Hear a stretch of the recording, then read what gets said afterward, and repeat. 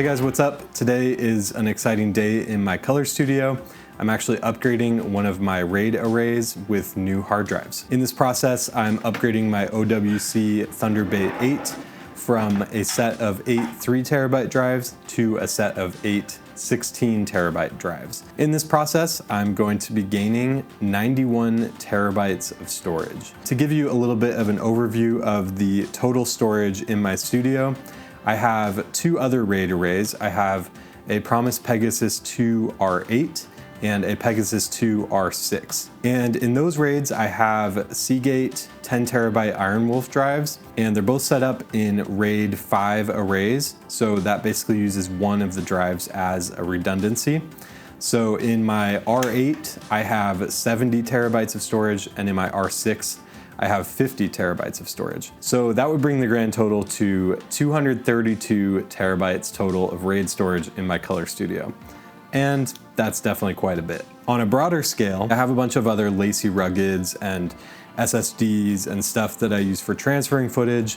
I also have a set of Western Digital really big cheap drives that I back up everything onto maybe once or twice a year, and I keep those at home in a separate location. But most of my archival, storage is on the RAIDs, and I have everything set up in RAID 5 because I'm a little bit more conservative. I'm okay with sacrificing a little bit of speed for redundancy. So on all of these drives, if one of the drives goes down, I can just replace that drive and I don't lose any data. So that's kind of the beauty of using RAIDs. And if you're not familiar with using RAIDs, basically a RAID is an array, a set of multiple hard drives that are used in a way that the computer only sees it as one hard drive. But in the RAID, it's using all of the drives to maximize speed and backup. So in a RAID 5 array, however many drives you're using, it uses one of those drives as a parity. So it can use that drive to rebuild any of the other drives if one of them fails. And it's split across all of the drives in the array. So no matter what drive goes down, you're safe if only one drive goes down. There's also RAID 0, which is the fastest read and write speeds. However, it doesn't have any redundancy. So that means if one of your drives goes down, you may actually lose some data. There's also RAID 6, which basically protects you from two drives going down.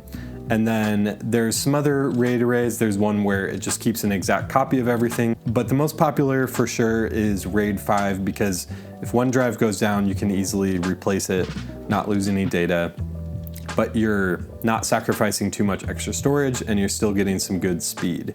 So that's why I have all of mine set up in RAID 5. And that's kind of why I'm going through this process. Is basically my Thunderbay 8 is filled with a bunch of 3 terabyte drives that were actually in my Pegasus R8. When I bought it used, but it came with the drives.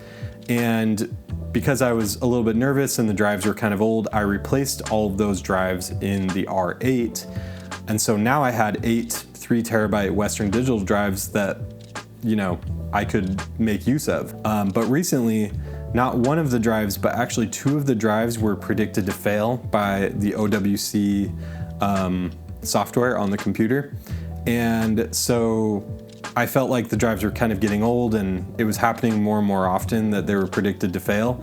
And instead of buying 2 new Western Digital green 3 terabyte drives, I decided it was time to just, bite the bullet and purchase 8 16 terabyte Seagate IronWolf Pro drives. So I'll put a title right here with the total amount that I spent on all of the 16 terabyte IronWolf Pro drives. Not only did I get a capacity increase by upgrading to the 16 terabytes, the IronWolf Pro drives are also faster than the Western Digital green drives, so I actually got a speed increase as well. Compared to my Promise Pegasus drives, they're a little bit slower, so having this Thunderbay 8 with the most upgraded IronWolf Pro drives, these are built for NAS and RAID storage use for video production. The speed increase is very welcome, and I'm really excited to use these for different projects. You can build a RAID with any number of drives. OWC sells a Thunderbay 4 and a Thunderbay 8. Those are the most common sizes. It has to be an even number, so the Pegasus R6 is another one that I use. But RAID arrays are a really great way to store your data, and if you're doing video production, I highly recommend getting some sort of RAID, even if it's a 4-bay RAID. They make hard drives with such high capacities now. You could put 4 20 terabyte drives. If you're doing RAID 5, you have 20, 40, 60 terabytes with the ability to have one drive go down and not lose any data. Using a RAID is just a lot more of a reliable way to manage your data.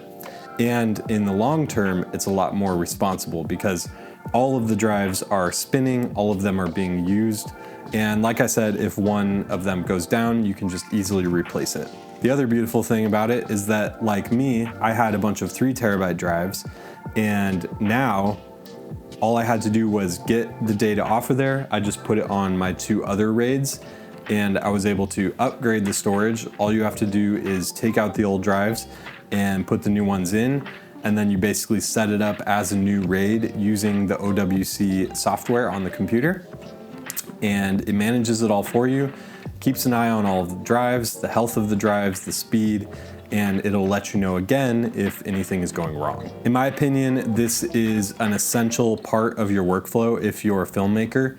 These drives are significantly faster, even if you're using a Lacy Rugged or something that's USB-C or Thunderbolt 3 or 4. It really comes down to the speed of the spinning disk. And since these are using all of the disks at the same time, you're going to get much faster speeds. Now, you can use an SSD. There's a trade-off when you're using an SSD where you're getting a lot of speed, but you're not really getting the same reliability and long-term storage that you would get with a RAID array.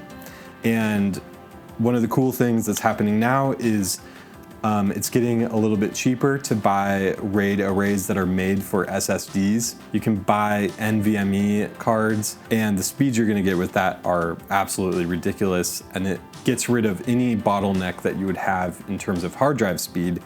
The only bottleneck at that point would probably be your system processing power. And as a colorist and as someone who works in post-production, hard drive speeds are usually the first bottleneck that comes up in the pipeline.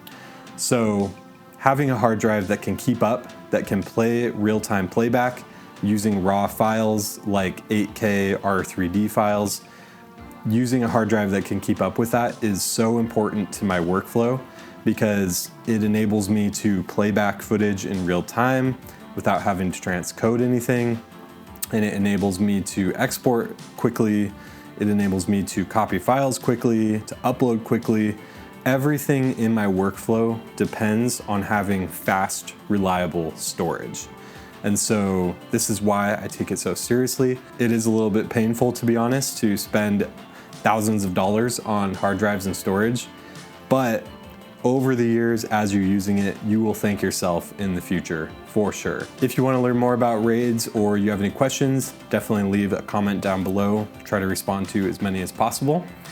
And I also sell LUTs and presets on my store called lutcompany.com. Sell LUTs for Sony S-Log 3, F-Log 2, Apple Log for the new iPhone 15 Pro, as well as a Super 8 emulation.